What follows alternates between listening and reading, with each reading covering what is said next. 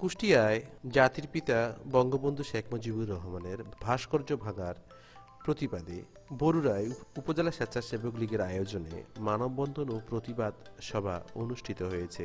7 December দুপুর 3টায় সংগঠনটির উদ্যোগে বরুড়া থানার উরস্থ দলীয় কার্যালয় থেকে বরুড়া উপজেলা প্রেস ক্লাব সংলগ্ন 0 পয়েন্টে ঘণ্টাব্যাপী মানববন্ধন ও প্রতিবাদ সভা অনুষ্ঠিত হয়।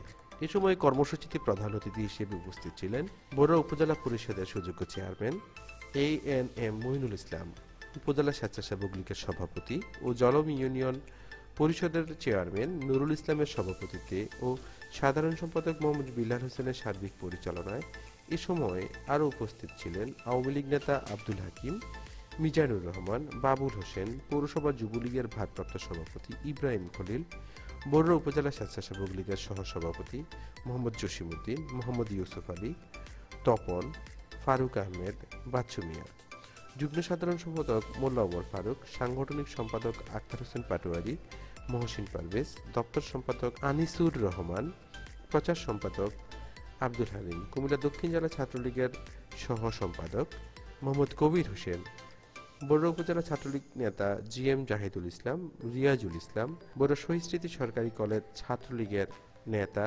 আওলাদ হোসেন সিয়াম। এছাড়াও বরুড়া উপজেলা আওয়ামী স্বেচ্ছাসেবক লীগের পূর্ণাঙ্গ কমিটির সকল নেতৃবৃন্দ, এর অন্তর্ভুক্ত 15টি ইউনিয়নের নেতৃবৃন্দ, পৌরসভার নেতৃবৃন্দ এই কর্মসূচিতে উপস্থিত ছিলেন। এদিন বক্তারা বলেন, বরুড়ার মাটিতে মৌলবাদের কোনো স্থান হবে না। স্বাধীনতার চেতনায় বিশ্বাসী হয়ে সকল আওয়ামী লীগ সহ এই চেতনার বিশ্বাসীদের মাঠে নেবে এই ধর্ম ব্যবসায়ীদেরকে প্রতিহত করার দৃঢ় প্রত্যয় ব্যক্ত করেন।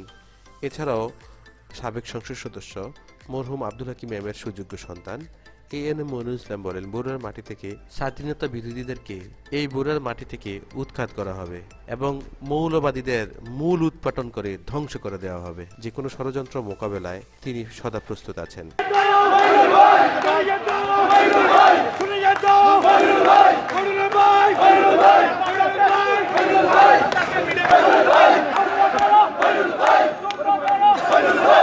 মোহাম্মদ ইকরামুল হক, আল্লাহ হাফেজ।